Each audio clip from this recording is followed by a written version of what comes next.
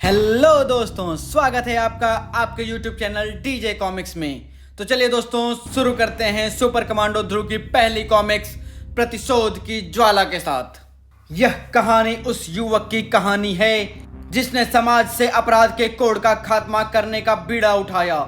यह बीड़ा उठाने वाला हाथ है उस किशोर का जो आसमान में चमक रहे ध्रुव तारे के समान अपराध खत्म करने की अपनी प्रतिज्ञा पर अटल है और जिसका नाम है सुपर कमांडो ध्रुव। अपराध कहीं भी किया जा सकता है, पर कुछ स्थान लुटेरों के लिए वे स्वर्ग समान होते हैं, जैसे कोहरे में ढका राजनगर का बंदरगाह। जल्दी करूं वरना आखिरी स्टीमर भी छूट जाएगा।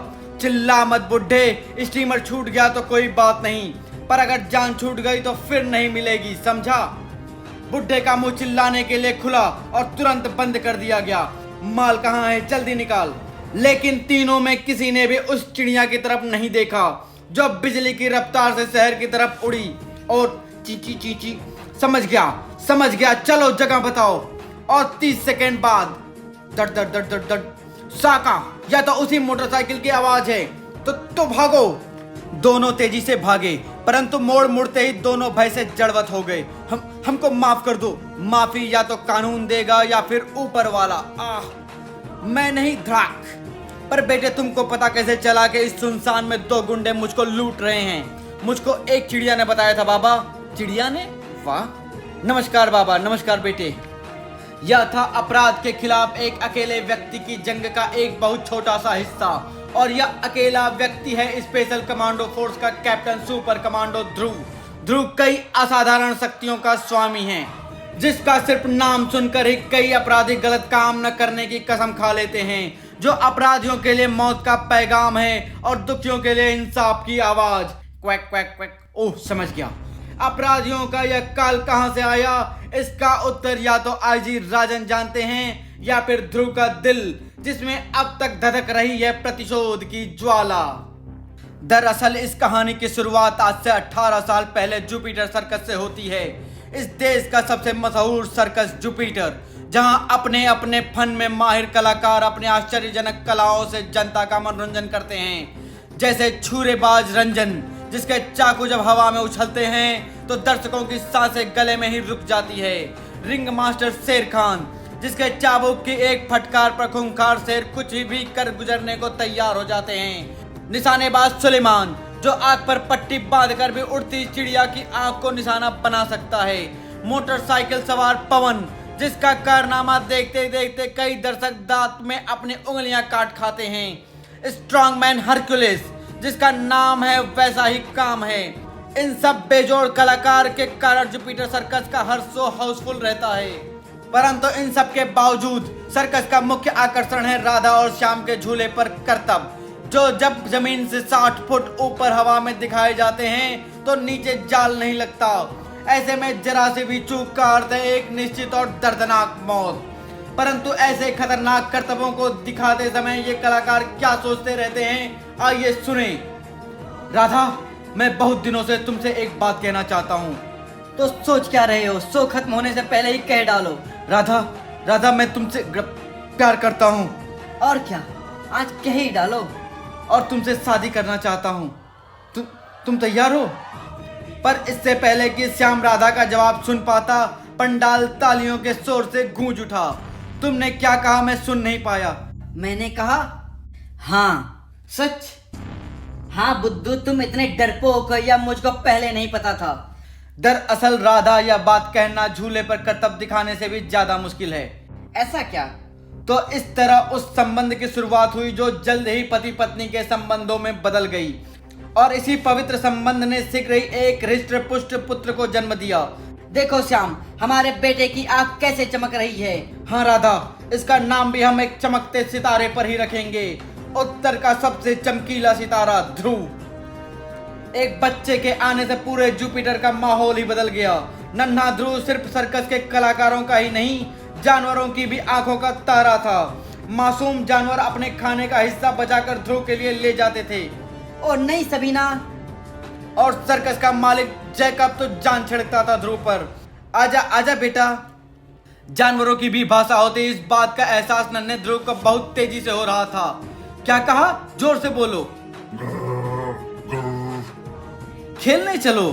अच्छा ठीक है, लेकिन शाम को खेलेंगे, अभी माँ मारेगी। 5 साल का होते होते ध्रुव कई कलाओं में माहिर होने लगा था। घबराओ मत, वह गिरेगा नहीं। रस्सी पर चलना उसके लिए खेल है। छुरेबाज रंजन को सबसे ज्यादा भरोसा था ध्रुव पर। वाह वाह, सिर्फ आधा इंच की दूरी पर। सुलेमान को भी दांतों तले उंगली दबानी पड़ी, या तो मेरा भी बाप निकलेगा। जो शेर बांग शेर खान तक की बात नहीं मानते थे, वे ध्रुव के इशारे पर अपनी जान दांव पर लगा देते थे। परंतु रस्सी के झूले पर करतब सीखना सबसे ज्यादा कठिन काम होता है। इसके लिए ध्रुव को तब तक इंतजार करना पड़ा जब तक वह 13 वर्ष का नहीं हो गया। शाबाश बेटे, पैरों को जितना अधिक मोड़ सकोगे, कलाबाजी खाना उतना ही आसान होगा। मोटरसाइकिल सीखने का भी यही समय था। बहुत अच्छा। उछलते वक्त बदन को और आगे झुकाया करो। अपने बदन और पैरों को खास तरीके से मोड़ो तो हवा में ही मोटरसाइकिल को मोड़ सकते हो। हाँ, ऐसे। अब सिर्फ हरकुलिस से ध्रुव को सीखना बाकी था। ताकत बढ़ाने के लिए कुछ खास व्यायाम जरूरी हैं, लेकिन अधिकतर करतबों के पीछे कुछ खास गुण होते हैं, जैसे सिर से ईंट तोड़ना। ऐसे। इसमें सिर्फ एक खास बात है, और धीरे धीरे ध्रुव ने इस क्षेत्र में भी महारत हासिल कर ली। और इसके साथ ही ध्रुव के सीखने का समय खत्म हो गया। अब समय था ध्रुव के आश्चर्यजनक करिश्मों को जनता के सामने पेश करने का, और ध्रुव ने अपने गुरुओं को निराश नहीं किया। जनता ध्रुव के करिश्मों को देखकर झूम उठी। ध्रुव का हर कारनामा मौत को चुनौती देता हुआ सा था। ध्रुव के करतबों ने जुपिटर सर्कस को एक बार फिर ख्याति के शिखर पर ला खड़ा किया। जुपिटर सर्कस का मालिक ध्रुव को पाकर अपने आप को दुनिया का सबसे भाग्यशाली व्यक्ति समझ रहा था। लेकिन जैकब की निश्चिंतता के साथ दूसरे सर्कसों के मालिकों की मुसीबतें बढ़ती जा रही थीं। जैसे कुंदनपुर में चल रहे ग्लोब सर्कस की। बॉस, इस नाथू ने आज फिर शैतान को मांस का एक टुकड़ा ज्यादा दिया। क्यों बे नाथू कमीने, हमने तुझको जानवरों पर नजर रखने के लिए रखा है या उनको तगड़ा करने के लिए? मांस की उस बोटी का पैसा क्या तेरा बाप देगा? बोल। मालिक, वो शैतान भूख से रो रहा था तो गलती हो गई मालिक, माफ कर दीजिए। तूने हमारा बहुत नुकसान किया है नाथू। जुबिस्को, इससे उस बोटी का दाम वसूल कर लो। नहीं मालिक, रहम कीजिए। भयभीत नाथू पलटा, लेकिन तभी जुबिस्को का बलिष्ठ मुक्का उसको आ लगा, और इससे पहले कि उसके खुले मुंह से चीख निकलती, जुबिस्को का दूसरा करारा वार उस पर पड़ चुका था। इस बार चीखने का कोई मौका न था, और क्योंकि नाथू का मस्तिष्क धीरे धीरे अंधेरे में डूबता जा रहा था। अरे, यह तो बेहोश हो गया। सिर्फ 2 घूसों में बड़ा कमजोर निकला। बेचारे को शैतान की बड़ी चिंता थी। जीते जी तो बेचारा उसकी सेवा नहीं कर पाया, शायद मरकर सेवा कर पाए। मैं समझ गया boss. You are genius boss. पेट में दर्द हो गया हंसते हंसते। ले बेटे शैतान, तेरा खाना आ गया। शैतान ने पिछले 4 सालों में एक बार भी पेट भरकर नहीं खाया था। आज वह हड्डी तक चबा जाने के मूड में था। बेचारा नाथू पैर फिसलने से शेर के पिंजरे में गिर पड़ा और मर गया। लेकिन बॉस इतना खुश नहीं था। आज के सभी शो की आमदनी का क्या हाल रहा जिंगो? हालत खराब है बॉस। अब तो हमारे पास जानवरों का चारा खरीदने के लिए भी पैसे नहीं हैं। अब कल पता नहीं क्या होगा। क्या बात है, समझ नहीं आता। अब कोई ग्लोब सर्कस देखने आता ही नहीं है। जरूर कोई हमारे सर्कस का नाम बदनाम कर रहा है। अगर उसका सुराग है, शायद हमारा आखिरी शो खत्म हो गया। यह भी कोई सर्कस था? हाँ, एकदम बकवास। पापा, वह जो पिछले साल सर्कस आया था ना, क्या नाम था उसका? Jupiter circus. अरे उसकी और इस ग्लोब सर्कस की क्या तुलना। हाँ, यह ग्लोब सर्कस तो जुपिटर के पैरों के धूल तक नहीं है।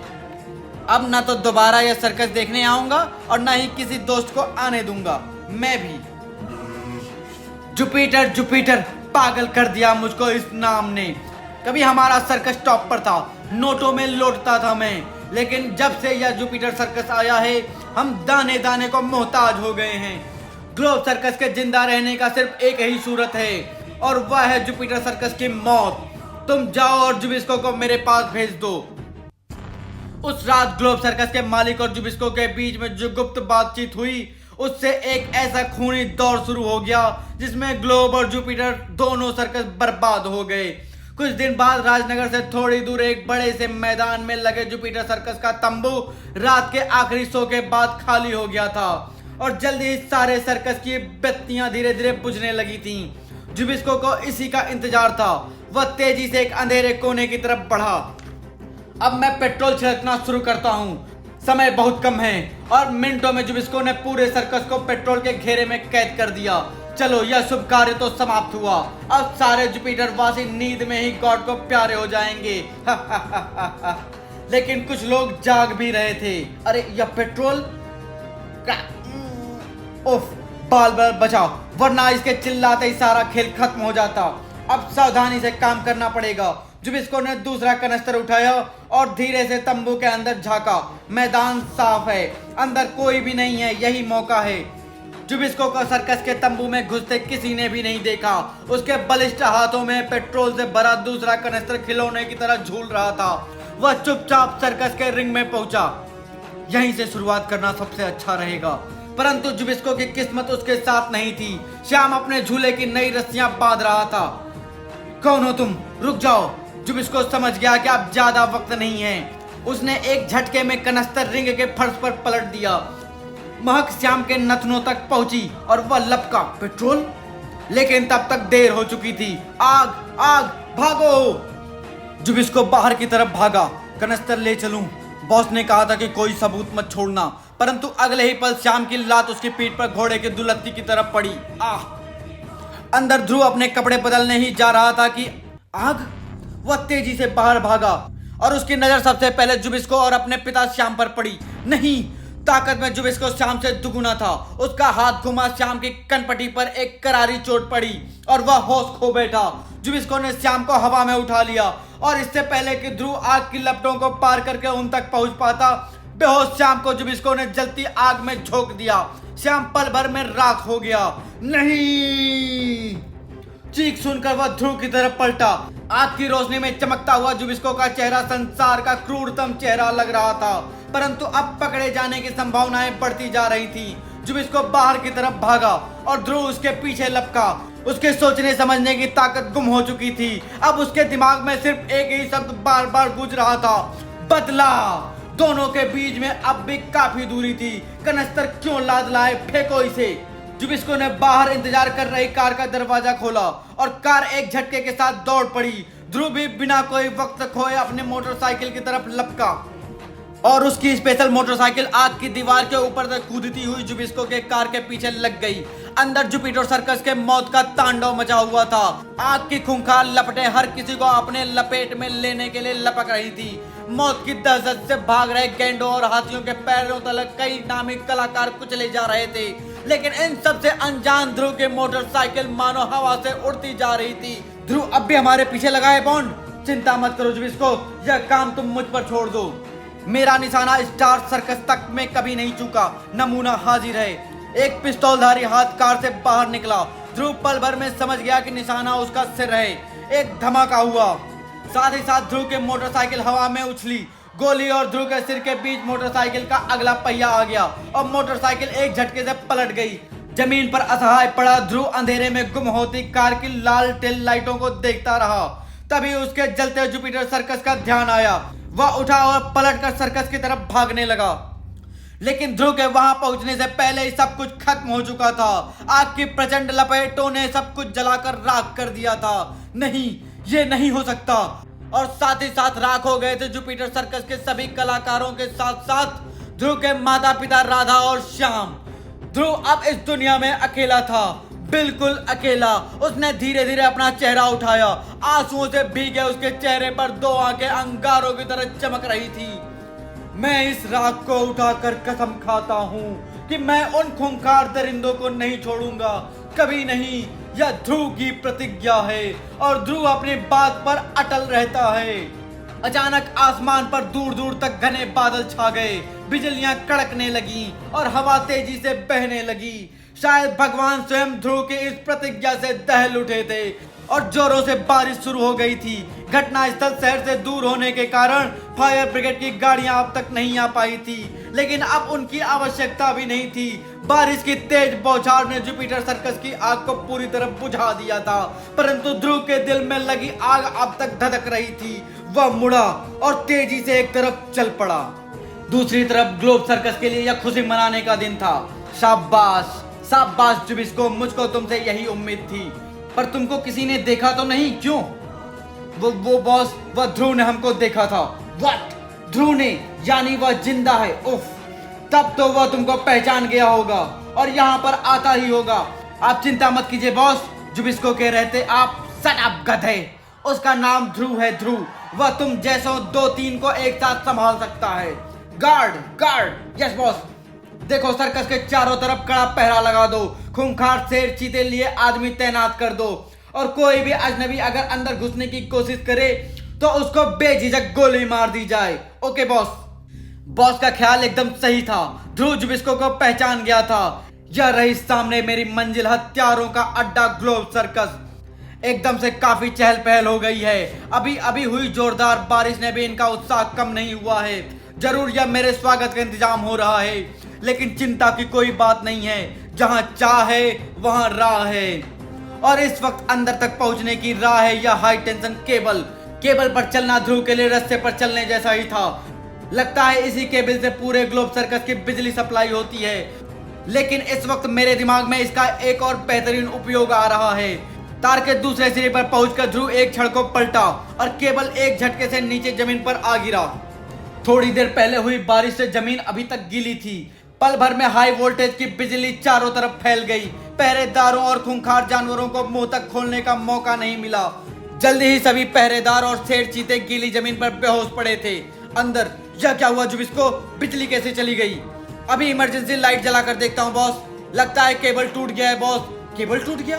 पर कैसे? जवाब में एक सर्द आवाज गूंजी, मैंने तोड़ा है। कौन? ध्रुव? हाँ, तुम्हारी मौत ध्रुव। मैं इसको देखता हूँ बॉस। जुबिस्को 2 कदम आगे बढ़ा और 4 कदम पीछे आ गिरा। आह! इससे पहले कि जुबिस्को संभल कर उठ पाता, ध्रुव ने उसको वापस जमीन पर लिटा दिया। है गार्ड गार्ड, बेकार में गले को तकलीफ मत दो। तुम्हारी मदद को कोई नहीं आएगा। तुम्हारे सारे आदमी आराम फरमा रहे हैं। उन सब का दिमाग ठिकाने लगाने के लिए मुझे उनको बिजली के झटके देने पड़े।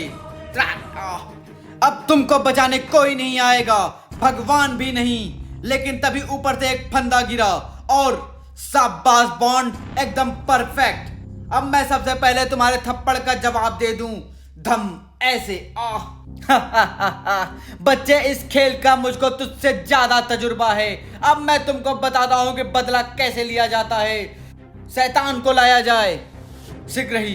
बेटे ध्रुव, इस खूंखार शेर को देख रहे हो ना? इसी का नाम है शैतान। यह 3 दिन में सिर्फ एक बार खाना खाता है, और आज इसके उपवास का 3रा दिन है। जुबिस्को, खोल दे शैतान को। भूख से बेचैन शैतान ध्रुव पर छलांग मारने के लिए झुका कि तभी ध्रुव के गले से एक हल्की सी घुर्राहट निकली। शैतान छलांग मारते मारते रुक गया। उसके कान खड़े हो गए। वह कुछ सुन रहा था और एकाएक एक खून जमा देने वाली दहाड़ के साथ उसने ध्रुव पर छलांग लगा दी। अगले ही पल उसके दोनों अगले पंजे ध्रुव के कंधों पर थे और तेज दांत रस्सी पर। शैतान ने एक झटका दिया और रस्सी के कई टुकड़े हो गए। यह क्या? जानवर कितना भी खूंखार हो, लेकिन ध्रुव की प्यार की बोली समझता है। ध्रुव ने रस्सी को कसकर खींचा और बॉन्ड जमीन पर आ गिरा। लेकिन इसी बीच ध्रुव का ध्यान एक क्षण के लिए जुबिस्को ऊपर से हट गया। अब तुम्हारी बारी। और जुबिस्को ने इसका पूरा फायदा उठाया। ध्रुव की गर्दन एक फौलादी शिकंजे में फंस गई और उसके गर्दन की हड्डियां कड़कने लगी। एक झटका लगा और ध्रुव के गले से चीख निकली। ध्रुव की यह चीख शैतान का गुस्सा जगाने को काफी था, क्योंकि वह समझ गया था कि ध्रुव उसका दोस्त है और जुबिस्को उसका दुश्मन। वह जुबिस्को पर टूट पड़ा। जुबिस्को की दर्दनाक चीख रात के सन्नाटे में गूंजने लगी। ध्रुव अब बॉस की ओर पलटा। दूर रहो मुझसे, पास मत आना। मुझे कोई नहीं पकड़ सकता, कोई नहीं। भयभीत बॉस बाहर की तरफ भागा। ओह, बाहर जमीन में अब तक करंट दौड़ रहा होगा। रुक जाओ। लेकिन देर हो चुकी थी। बॉस का पांव गीली जमीन में पड़ चुका था। ध्रुव ने सावधानी से टूटा केबल उठाकर सुरक्षित ऊंचाई पर टांग दिया। उसका प्रतिशोध पूरा हो चुका था। तीनों अपराधी अपने आप मौत के आगोश में समा गए थे। रात बीत चुकी थी। ध्रुव धीरे धीरे उगते सूरज की तरफ बढ़ चला। अगले दिन मैं तुम्हारी अक्ल की दाद देता हूँ। हमने तुम्हारी कहानी को जांच के बाद सही पाया है ध्रुव। जुपिटर सर्कस के बाहर पड़े दोनों कनस्तरों पर जुपिस्को के ही उंगलियों के निशान थे। कमाल का सबूत लाया है तुम। वाह, धन्यवाद एसपी अंकल। एक बात और, जुपिटर सर्कस के मालिक मिस्टर जैकब ने सर्कस का दुर्घटना बीमा तुम्हारे नाम ही कराया था, यानी आज से तुम 50 लाख रुपयों के मालिक हो। पर एक बात तो बताओ, इतने पैसों से आखिरकार तुम करोगे क्या? इस दुनिया से अपराध का खात्मा। मैंने जुपिटर सर्कस की जलती चिता पर कसम खाई है कि मैं इस संसार से अपराध का नाम मिटा दूंगा। वाह बेटे वाह, मुझे पूरा यकीन है कि इस काम में भगवान तुम्हारी पूरी मदद करेंगे, मैं और पुलिस डिपार्टमेंट भी। धन्यवाद अंकल। सवाल धन्यवाद का नहीं है, सवाल यह है कि यहाँ से अब तुम जाओगे कहाँ? यह तो मैंने सोचा ही नहीं, पर मैंने सोच लिया है। मैं एक ऐसे सज्जन को जानता हूँ जिनके सिर्फ एक बेटी है, श्वेता। उनको ठीक तुम्हारे जैसे बहादुर बेटी की इच्छा थी। मैंने उनको फोन कर दिया है। उनके परिवार वाले तुम्हारा इंतजार कर रहे होंगे। यह रहा उनका घर। पर अंकल पता नहीं मैं उनको पसंद आऊं या नहीं, और आपने उनका नाम तो मुझे बताया ही नहीं। नॉनसेंस, तुमको नापसंद करने की कोई वजह भी तो हो। और हाँ, उनका नाम है राजन मेहरा और वे इस शहर के सीनियर एसपी हैं। यानी अंकल आप? हाँ बेटे, तुम्हारे इस नए घर में तुम्हारा स्वागत है। वेलकम ध्रुव भैया। ध्रुव कुछ न बोल सका क्योंकि खुशी के मारे उसका गला रूंधा था। तो प्यारे दोस्तों, यह थी मेरी उस जिंदगी की शुरुआत जो मेरी पिछली जिंदगी से मिलती जुलती होने के बावजूद उससे काफी कुछ अलग थी। लेकिन असली शुरुआत तो अभी होनी बाकी थी, जब मुझे अपने पहले ही केस में एक ऐसे रोमन सैनिक का सामना करना पड़ा जिसमें बला की ताकत थी और जिसका उद्देश्य था हत्याएं। तो पल भर को मुझे लगा कि शायद मेरा पहला केस ही मेरा आखिरी केस साबित होगा। अगर यकीन नहीं हो रहा तो खुद ही पढ़कर देख लीजिएगा मेरी आगामी कॉमिक रोमन हत्यारा।